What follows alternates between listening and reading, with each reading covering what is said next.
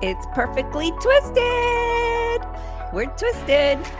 Thank you for joining us. You must be twisted too. You tuned in. It's Nicole and Dave. Good to see you today. Good to see you too, my friend. Oh my gosh. Normally when we behind the scenes, we usually just say we aren't going to say anything about the show. We're just going to go. And then today, it almost feels like we did a show before we did a show. We had a lot to say to each other this today. You know, there's so much that went on. Yes, but you're my friend, and there's so much I want to, talk to you about off camera and off microphone. You know what I mean? Exactly.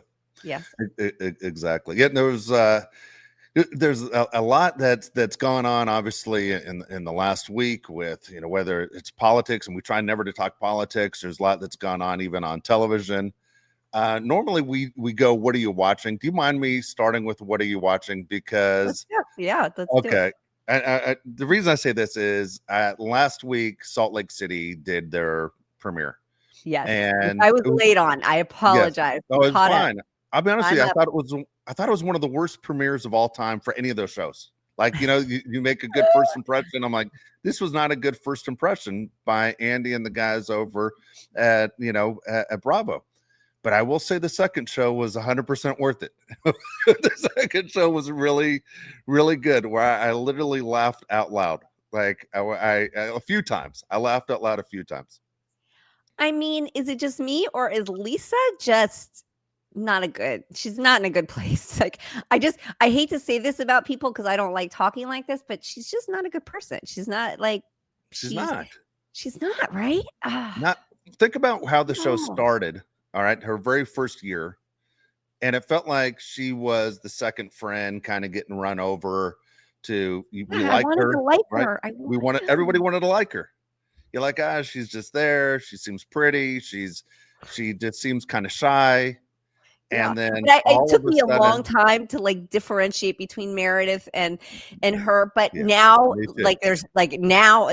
there is no similarity, and I could tell them apart from a mile away. But do you remember when it first started? It was like, which one is it? First started. It took me 5 years. 5 years I had to play the game in my head. Which one am I looking at? Yeah, now you're right. There's not a doubt in my mind. I know who everybody is. But you're right. Didn't you think Meredith kind of ran their friendship? And Lisa was the one on the side, and she'll be lucky to stay on the show. And now Lisa, something happened where she says, I got to be the featured person on this show. I mean, listen, I don't know what to say, but those lawsuits, when you have that many lawsuits, where there's smoke, there's fire, right? And I understand more than anybody that things can be twisted and turned, and you can file things and say whatever you want, and or turn things around and make it, editing is wild. But there's a man who has text messages from her apparently, and so she's not only shady to her friends, it looks like she's shady to her husband. Yeah. You're in a marriage, I'm not. So, but I can have an opinion. What would you do if you found out that your wife had an Amex card that was being paid by another man in the same city? It doesn't matter. It doesn't matter if it's the same city or if he was paying it from Australia. It's over. For me, it's over. I didn't go to, wait a second here. Why do you have a credit card that's being paid by another man for you? And then it's written in the documents that, in a deposition, I don't want my husband to know about it. Oh, it's over. The marriage is over. Well, wait a minute. Slow down. Because what if, let me just put this into perspective.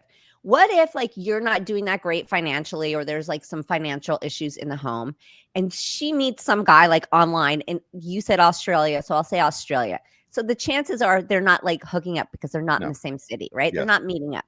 He's clear on the other side of the globe. And he says, you want Botox? You want this and that? I'll pay for it. Don't bother him. Don't stress him out. I know you need to look good for your show. And he foots the bill out of generosity. And she says, okay, but I don't want my husband to know because it's going to hurt his feelings, and he's going to hurt his ego, and blah, blah, blah, blah. That I don't know that that's divorce talk. All right. For me, there would be still a major issue, because what's in it for him? What's in it for him? Ooh. The guy? The guy who's basically paying the bill. When he comes eventually to get paid. Sometimes men like to help women out. I've had friends like that. And they have the extra money and they see somebody that needs it and it makes them feel good. It's sort of like charity, sort of like charity in a way. And they do that. And I don't think that there's anything wrong with it. And that's just me. And I'm also not in a marriage, so I don't know if I would feel betrayed by that or if I would be like, okay, well, she needed it. She went out and found a way to get it. Yeah, I just knowing guys. Look, I'm very charitable and I'm very generous, but I'm telling you, I wouldn't do that to a married woman. I would feel like I was overstepping the boundaries of their relationship without him knowing exactly. Go look, dude. We both know your wife's been asking for a facelift. I have the means. I'll pay for it. But it's different if the husband's involved. At some point, guys want something back. And they want to get touched or they want to touch. And I'm physically, it's not just about being a good guy. I think if the husband's not involved, then he's expecting something back in return. That's my feeling. Okay. So I'll tell you from a female perspective and experience, there are men that don't ever get anything in return and they keep giving. Yep. I've had male friends that have given me private jets and paid vacations, or I remember one time my furnace set on fire. I was out of town and my sister called. She was like, the roof is on fire. And he had repair people there and everything was fixed by the time I got home. Not even a kiss with this person. Yeah. And he knew that it was never going to be that. But I think maybe deep down, is he hopeful? Maybe. But I was upfront. And there was never anything. And so it was very innocent. And I don't know that I see a problem with that. You're okay. I'm not going to insult you on this. Go ahead. You aren't the average Joe, Nicole. You're Nicole Eggert. You're the celebrity. You're the one that he can tell his friends with. He's friends with. Do you understand? Like there's something in his checklist of going, I'm friends with the celebrity. And a lot of times that's enough for people. But he was But he was like a Hollywood producer. I've had them more. Okay, so it wasn't just an average guy. It was a Hollywood producer that never asked for anything physical in return. So he plays the game on the other side too. Yeah. It's I can't sit there and say what he was thinking then on that side. I thought it was just an average Joe super fan, that kind of person. So somebody who's around celebrities all the time. That's not like I'm not bragging rights. Yeah. Got it. Okay. So I thought you were pulling off. There's a person that, basically shows up to ask for autographs and pictures and now all of a sudden is happy to help out. No, I'm talking about like a baller. He's like a baller and has. Yeah, maybe we were just friends. We got along really well. He knew I was struggling. I was a single mom. Dylan was little. And he was like, you deserve this. He would send me into jewelry stores. Maybe he was just a good guy. Maybe he was just a good guy then and I went negative. Yeah. I don't know that he's like, I don't want to say I don't want to say that he's a good guy. Because maybe in other situations with other people, he wasn't, but I can only talk about me and my situation. He was, and he was respectful. And, like I said, I got to go to jewelry stores and he had jewelry pulled and the lady was like, choose. He knew that I was just struggling and he felt like, Dylan and I deserved little perks here and there. And he would do that. He would say, oh, go to Shutters for the weekend. There's a room for you guys. And he just would do stuff like that. And it was it was nothing for him. And it was so much for us. Do you know what I mean? Yeah. I respect that then. That's great.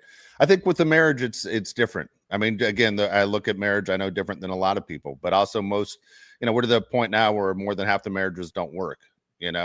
For me, I never get involved in arguments with someone's marriage. When they come up to me and say, this is what's going on. Now, unless they ask me a direct question, what would you do in that situation? I'll answer it. Otherwise, I'll never give my opinion on someone's marriage. I think what stays between that couple is between that couple, unless you ask me a direct question, because I have tons of friends that say to me every week, oh man, can you believe this? This is what she's doing.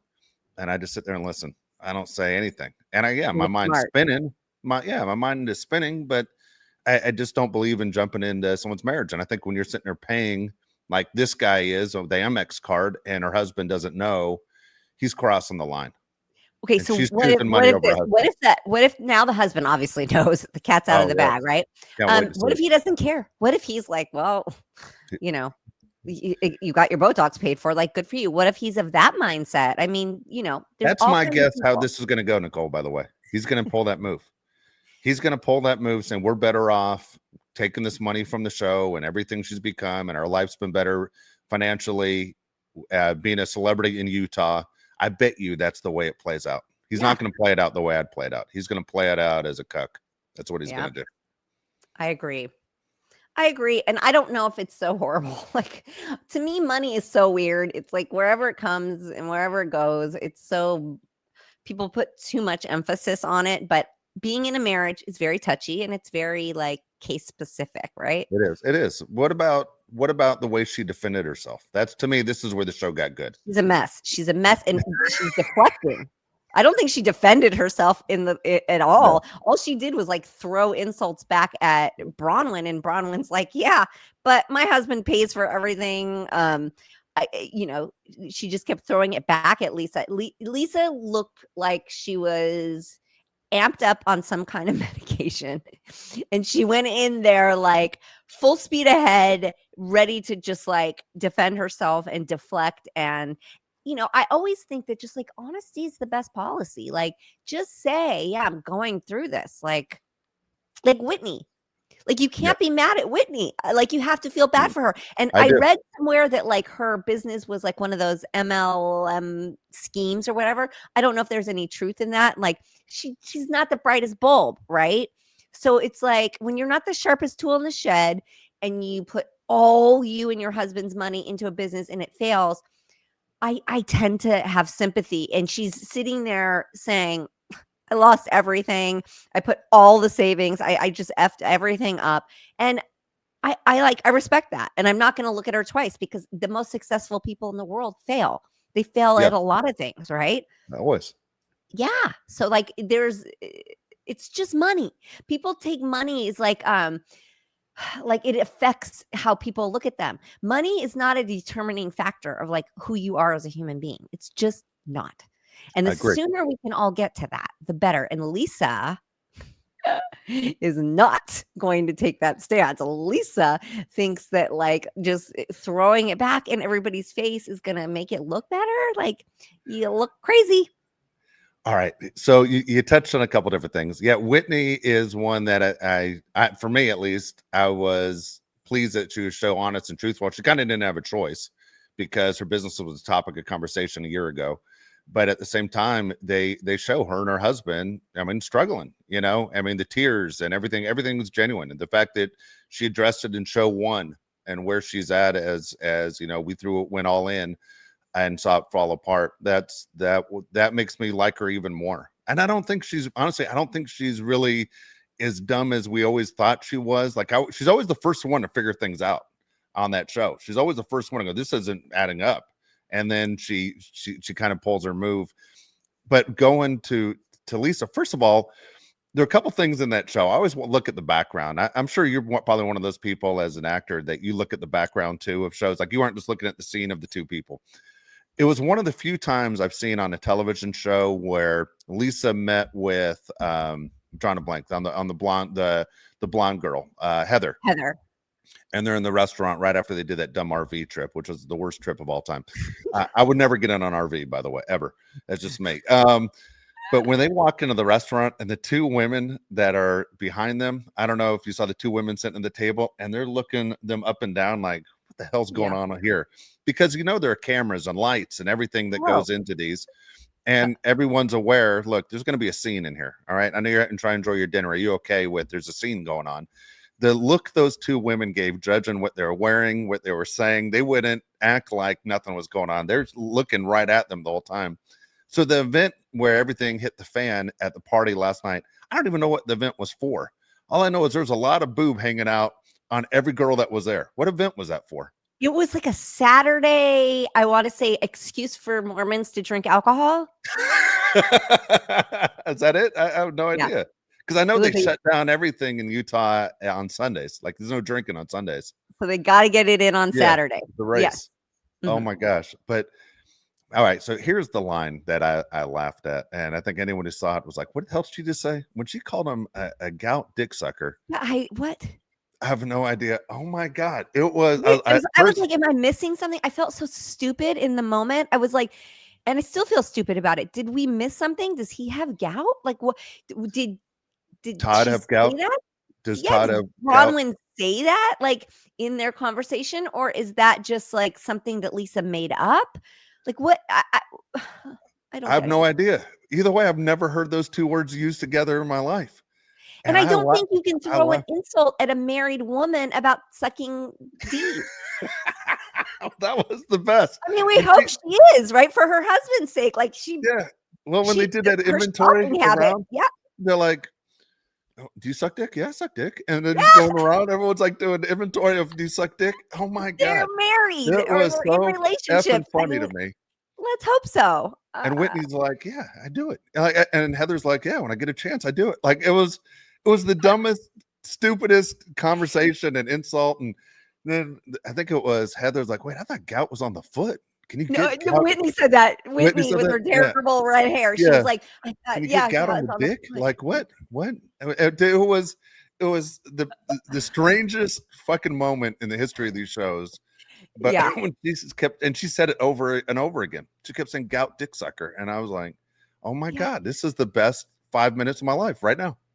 So maybe Todd had gout and Bronwyn said that in a past conversation, but like still, even if your husband has gout, this is not an insult if you suck the D. Like this is not this isn't working, Lisa. Stop. And just the deflection of it all screams guilty.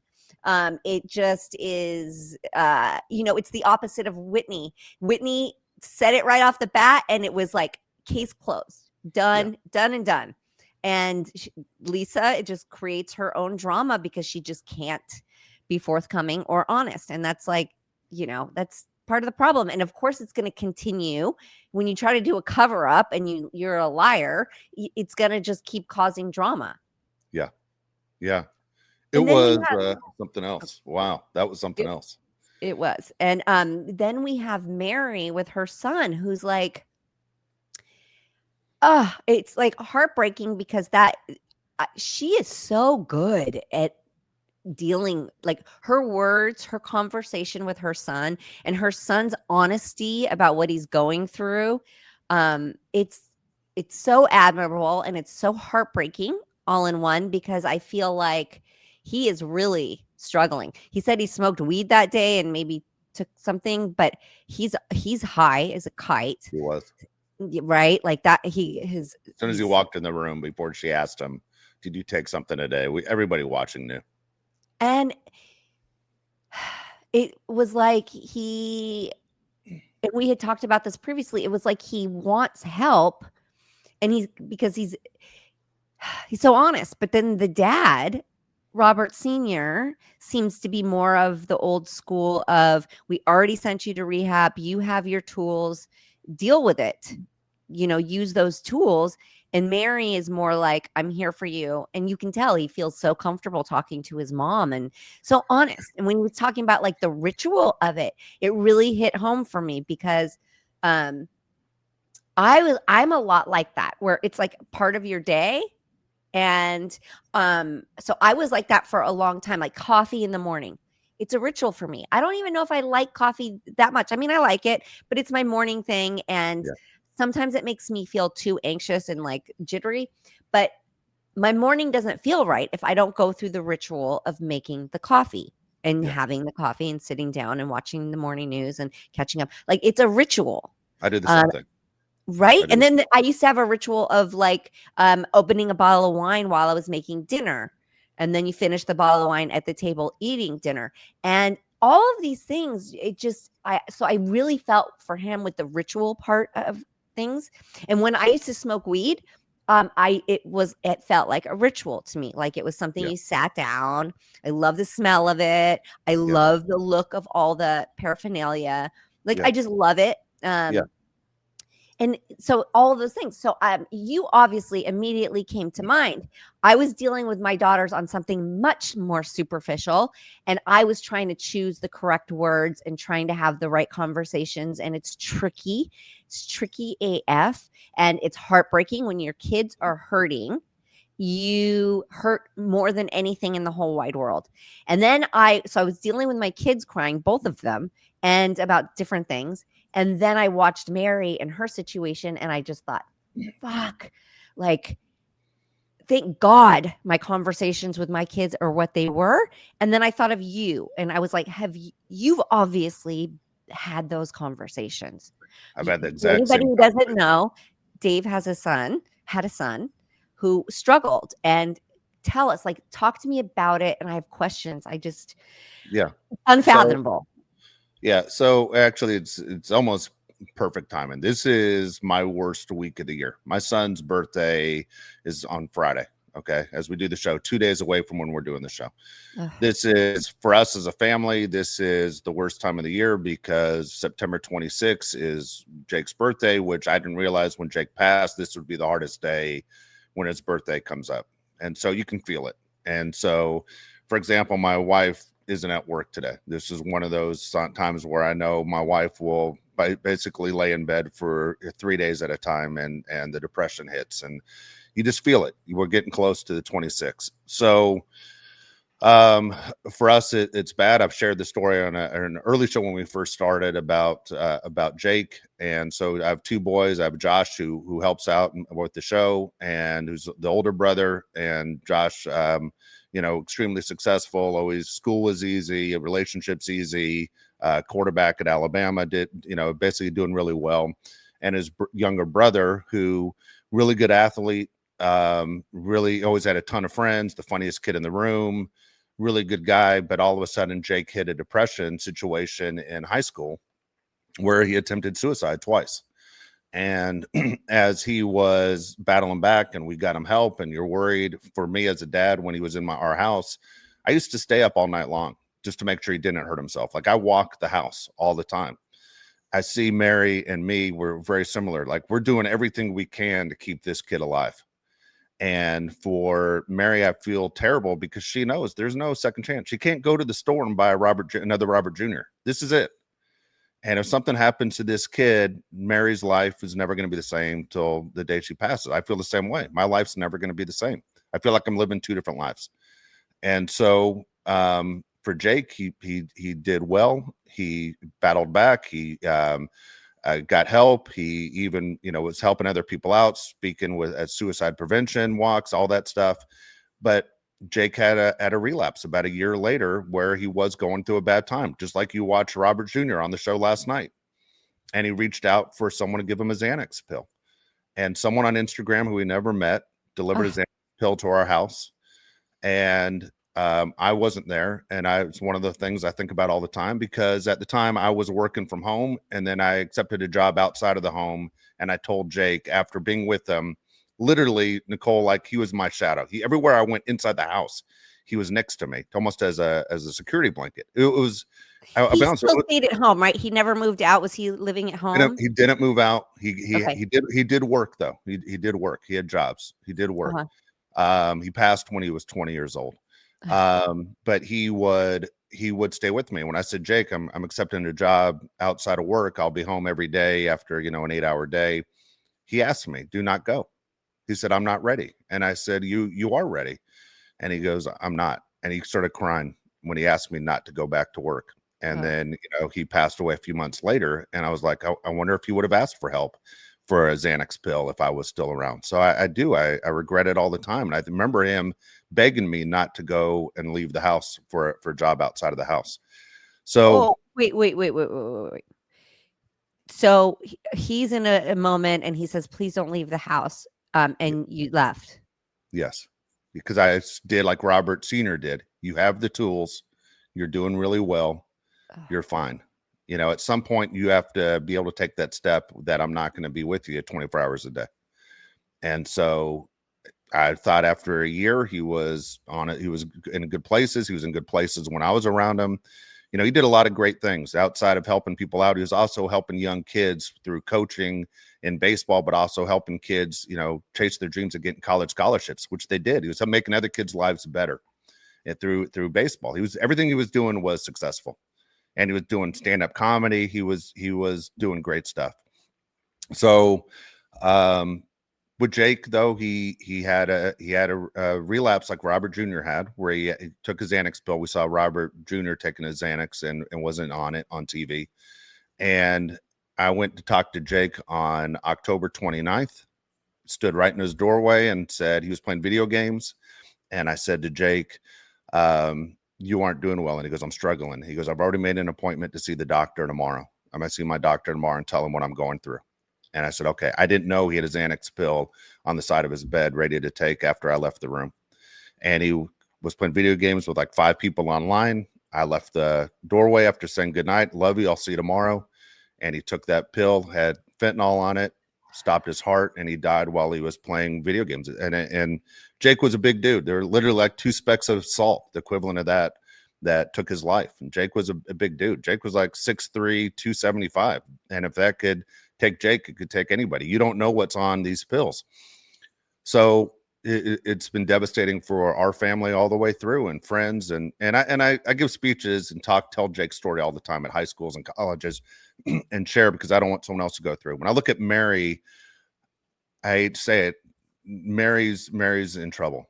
And all the writings on the wall. The fact that kid walked in the room with the cameras and shared that I'm struggling to his mom, he's asking for help. For the dad to say, tough it out, and you have the tools, that's not exactly how to go. And you can sit there with a lot of things in life and go, we're going to try this. And if it doesn't work, we're going to do this. There is no if it doesn't work.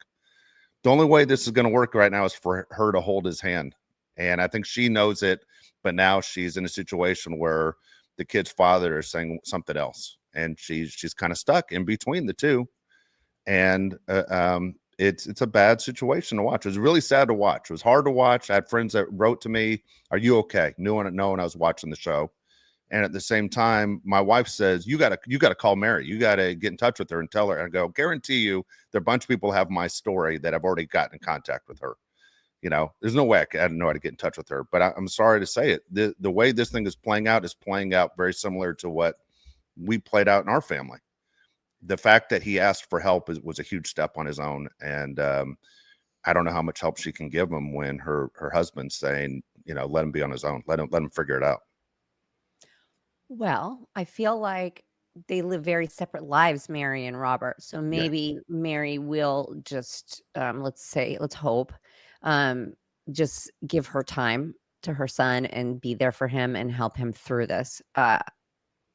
Because I feel like Robert Sr., he probably is not in the home all the time. He's probably out. He's a minister or something, isn't he? And they have like 8 houses and like 8 mansions. I feel like they're not in the same house a lot. I don't know. I don't have any proof of that. I'm purely making that up, but this is my gut. I think that they're not like under the same roof all the time. And Mary probably stays at home with Robert Jr.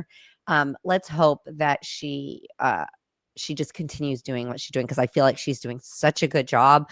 Her conversations with him were she took her heart out of it, and she just was so just there for him. It was so admirable. It was just so brave and such a good mom. Like, I just was like, what a good parent. You know what she did? She took her ego out of it, I thought, more than anything else. And she did it last year, because these shows are all about people's ego and how they basically look on television, like Lisa, for example. But when you look at Mary, she's like, fuck everything. The only thing that matters is this kid. And that's where she became a hated character, to why she's even on the show, to the one everybody fell in love with last year because of it. Yeah. Yeah. Really tough. Like, so sending all the best wishes to them, and all of that. That's hard. Yeah, it is. It's hard. I hope I'm 100% wrong. I hope this has a very, very good ending, because it's going to be terrible all the way around. Trust me, as someone who lived the bad part, it's going to be terrible. So, just one thing I want to circle back to is the fentanyl is like, so sometimes fentanyl doesn't affect people. Like, we had our friend Seth on the show, and Seth, he passed since he was a guest, and he was doing well, and he relapsed, and I think he said he was like, I have to rewatch, but I'm pretty positive he was saying he was like He plays. heavily using. Yeah, he was playing the fentanyl. fentanyl game. He was playing the fentanyl game. There's some He people was. that do take fentanyl on purpose. And again, fentanyl is a drug that's used for surgeries. That's what it's supposed to be used for. There's some people that play the fentanyl game and use it as a stronger form of heroin. And Well, I feel like that's what I just like. I don't want to say that, and I don't like. This is just my gut. This is just my mom gut thing. I feel like that's what Robert Jr. is doing because he is so. That is more than weed and a Xanax. I'm sorry. He looks like he's about to go under. Right? Doesn't he? The way he's acting is like somebody who just is about to go under anesthesia or just came out of it. Like that's the way he is. Looks like 80% of his brain is turned off. Yes. Yeah, that's the vibe. And happy, that like happy, feel good. I'm about to fall asleep. Yeah. So it's so strange to me that just some people like your son can have just a little bit of it. So he obviously never played the fentanyl game. Is that am I right? No. Jake wasn't even a drinker. Jake was he was a pot smoker, but he wasn't even a drinker. He didn't care for alcohol. He was never into that. The weed thing was one of those things where he would he used it to fall asleep. You know, Jake had anxiety all the time, stressing out that, hey, what am I keeping up in life? Am I keeping up with my friends? You know, my friends who are in college, my friends who are moving forward. You know, I think there's a lot of anxiety and stress of was he on the right pace of life? But he was in the last, 2 years before he passed, Nicole, if you would have said Jake was going to die from suicide, it wouldn't have shocked anybody. A year after he was winning, we were shocked. We were all shocked by it. And I remember this is interesting. The police came to the house, and one of the police officers said it was a suicide. And I'm like, it's not a suicide. Like, I'm around him every day. I don't think it's a suicide. And then I go, from what? And they go, probably Xanax. And then my nephew, who's a doctor, happened to be in the house and says, it's not Xanax. You see how the size of this kid? He's taken Xanax in the past. How many Xanax it would take to kill Jake? And then it came out it wasn't Xanax. It was the fentanyl, and it's the legal fentanyl that came from Mexico, is what it was. And it's as I give these speeches all the time, and we talk to students, we show them this is what fentanyl looks like when it's made in a clean container. This is what fentanyl looks like when it's made in someone's backyard. There's two different things, and so obviously the goal in Mexico is not to kill your customers, but they don't know what the hell they're doing. They aren't chemists, and they obviously it's a dangerous game. Anyone that plays that getting high fentanyl game, it's Russian roulette. And I've done speeches with people that are still alive that played that game for a number of years. Hey, I'm just going to get high off of this. So up until then, Jake wasn't really like a drug taker? No, Jake wasn't. As high as I don't think of pot as a drug. I'm an advocate for it. If you need it, use it. It's natural. And I'm not a pot user, but I'm just like you. I'm all for it. Anyone wants to do it. Put it this way: I'd rather be in a room full of people that are stoned than a room full of people that are drunk. Yeah. Yes. Or on meds, right? Yeah. But I used to be that dad that it was never acceptable in the house. I used to break his bongs all the time. I think I told you he would he would name him. He'd have like a $250 glass bong. I'd walk right over to the trash can outside with the hammer and shatter it. And he was like, "What are you doing? That's Hannah Bongtana. You know how much that costs?" He named them all: LeBong James, Hannah Bongtana. Why would you do that? He just has to go out and spend more money. I was a rule follower. I didn't even let my kids drink alcohol unless they were 21 in the house. My neighbors are trying to offer my kids beer. I go, no, they aren't 21. The law says no. That part, and I think the weed should also be a certain age. I don't think under a certain age. It's interesting because when my oldest was younger, I was fine if she needed it, like fine. Yeah. Now that I'm older, like if Keegan were to think about it, I think I'd lose my mind. Yeah. It's where you're at in life, right? And back then I used to smoke it and use it for myself too. So I was always like, what's the big deal? What's the big deal? Now that I don't, I'm still an advocate for it, but I would freak out if my kids are using it. But here we are. Yeah, no, I'm with you. No, so that was it. It was a mistake. The person who who did this to Jake. He by the way, he went to jail. He's in prison. He's in federal prison right now for I was going to ask 18 that. years. So was he a dealer or was he just somebody who had it and it mistakenly had it on it? Like, Nicole, that it was interesting because, you know, there was so much anger and frustration since this has happened for me. Like, I almost feel like I had nothing to lose. And I tell you what, when we went to court and the judge was going to throw down the sentence, and the kid was a couple years older than my son, I remember thinking, I looked over at the bailiff and I looked over at the wall that's in front of me, that, you know, the door that you push through. Yeah. And I'm 5 feet away, and I'm like, I'm jumping this thing, and I'm going to punch this kid in the face as hard as I can. I don't care if I get arrested. And I was like, and how many punches can I get him before I get stopped? That's all I was thinking. And you know what? When I got up there and you heard the kid's story, and I'm not saying I feel bad for the kid, I'm telling you, the wrong person went to prison. It was his mother. His mother made him go out and do it. His mother made him go out and deal. His mother took the money. His mother, by the way, didn't cry one bit. When I spoke in front of the judge, and my wife spoke, and other people spoke on Jake's behalf, and there were tears, and the judge cried when we spoke.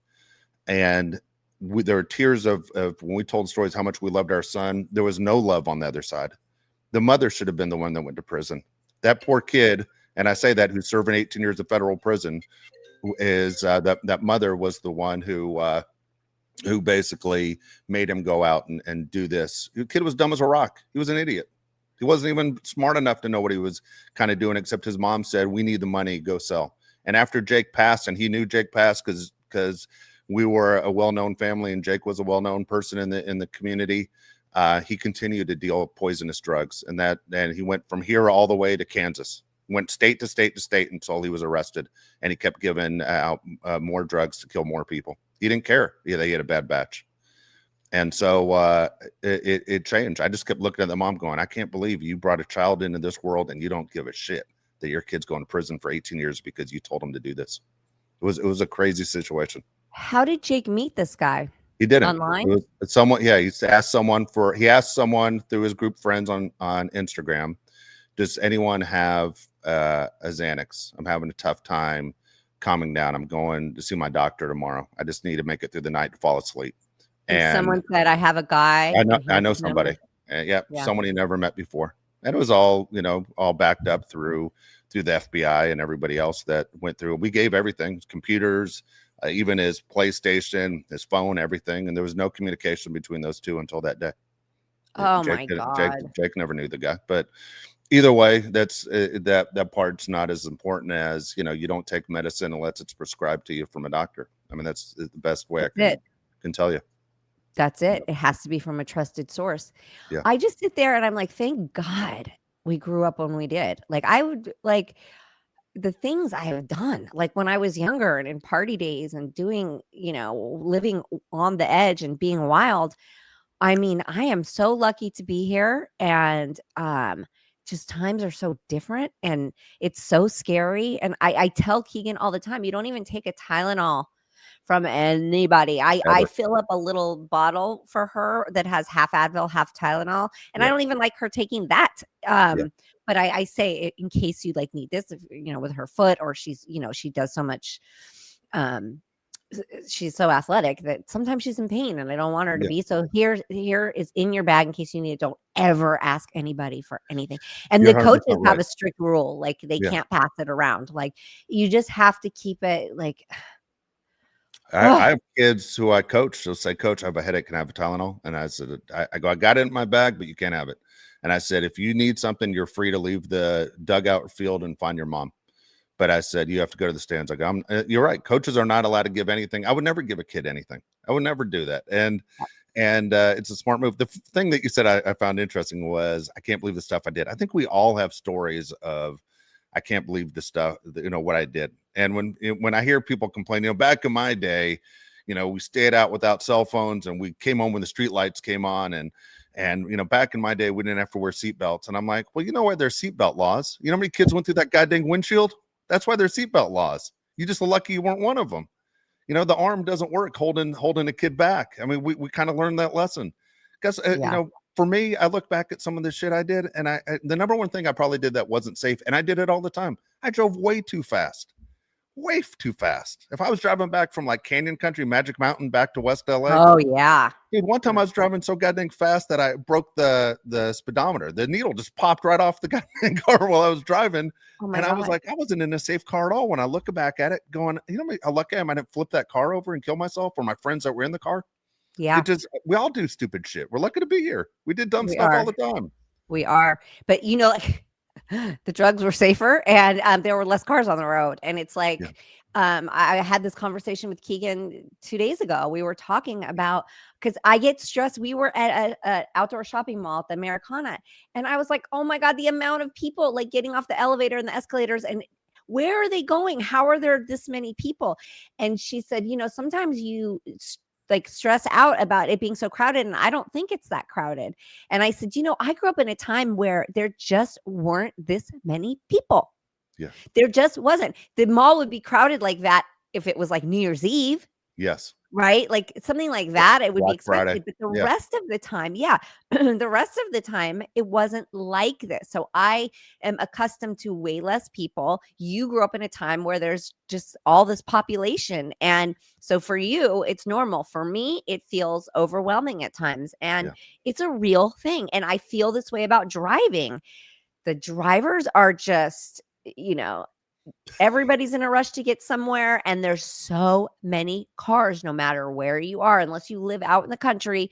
And you're in a city, there is just so many cars and everybody like making crazy maneuvers trying to get somewhere, and it's so dangerous. And I just worry about the young drivers. It is. It is. That's funny. So I Different. always think since COVID, you think it would be easier to drive, that more people are working from home. When I go to LA, and Nicole's in LA right now. I grew up in LA, and I'm in San Diego now. I always know in LA, all right, be prepared. It's like you notch it up in your mind that everyone's going to be a little bit more aggressive, and everybody's in a hurry, and everybody's going to be pissed that you aren't doing it right. But I'm a decent driver, and it's crazy in Los Angeles and big cities, and every city's turned into a big city. By the way, there's traffic in Atlanta, there's traffic in Washington D.C., there's traffic in Nashville, Tennessee, there's traffic everywhere now. But it's funny. That's why I was laughing. People go, man, hey, do you believe in aliens? And I was like, I hope not. I go, traffic sucks as it is. I go, I don't need more people coming here. It's ridiculous, and we get in crazy moods. And you know, you and your daughters are different than me. You know, I'm 6'3", 225. I can handle myself. I can't imagine road rage being a female. I just can't imagine. Yeah, I have to be very careful who I honk at, who I get mad at. I just you know, let people do their thing. But it's like playing a video game. You have to be just on guard at all moments. Okay. You know, when I do carpool in the morning, even just going through the neighborhoods, so many people just blast through stop signs. It's wild. Crazy. And I'm like, where are you going? Get up earlier. That's it, asshole. Get up earlier. Take your alarm. Get up earlier, or just like you're going to be 30 seconds later than you were. Like 30 seconds. Like, stop it. Like, stop it. I don't understand where in life you didn't learn that rush, haste makes waste, that whole cliche saying. Yes. It's very true. Yeah. So when you teach your daughter how to drive in a couple of years, are you nervous? Very much so. And I'm not nervous about her driving. I'm nervous about the people on the road. Yeah. People are careless. People are reckless, and it's frightening. Yeah. And that's what I worry about. I'm picking Keegan up from cheer, and you know, some of the cheerleaders drive, and there's one girl who I see, and I've watched her grow up. She went to the same elementary school as Keegan. She's a couple years older. Excuse me. So she is sitting there, she's walking to her car, and she's parked on the street, and a driver comes by and just takes out the front end of her car. Oh, wow. Wow. And I'm like, did that lady just hit your car? She's like, yes. I'm like, okay, I saw it. I heard it. I'm Keegan's mom. If you need a witness, I said, go make sure you get her driver's license, her insurance, her license plate. Yes. And the damage on her car. Get all of that. She said, okay, thank you. Thank you. She's a young driver. And I'm sitting there like, how do you take out a parked car at a school, right outside of a school that's letting out kids? Why are you driving like this? I don't know. I can't speak for residential street. This isn't even a busy street. This is a residential street. It's tight for two cars to pass. all the kids are coming out. Yeah. It's a school. It's clearly the high school on this side of the street taking up the whole. Why are you Zooming? And so much that you take out this girl's car. Like, this is the stuff I'm talking about. And thank God she didn't take out the girl. Like, thank God she didn't. That's what I was going to say, because I don't know about what it's like in LA right now, but in San Diego, it seems like there's a pile of flowers almost in front of every high school that I go by, because that means a kid was taken out. Yeah. It's awful. It's too much. People, slow down. Just slow down. Take your time. You're going to get there. You're going to get there when you're supposed to get there, and you're going to get there happier and calmer and healthier and safer. And let's just all take a note to just take a deep breath and just slow down. Exactly right. Exactly right. Well, it was a lot today. It was a lot. Heavy show. Sorry to bring the room down. It's all right. We did get a gout dick sucker in the show, though. That should be a t-shirt. That is so gross. That is just so gross. So I'll wear a lot of t-shirts. That one I'm not wearing. I'm calling somebody that next week. I guarantee you. By the time I see you next week, I'm calling somebody a gout dick sucker. Let me know. Let me know who it is. Unbelievable. Well, thanks for joining us today. We love having you. Hope we didn't bring your mood down. Hopefully we just made you think a little bit more. And everybody be safe and lovely and healthy. And we will see you next week.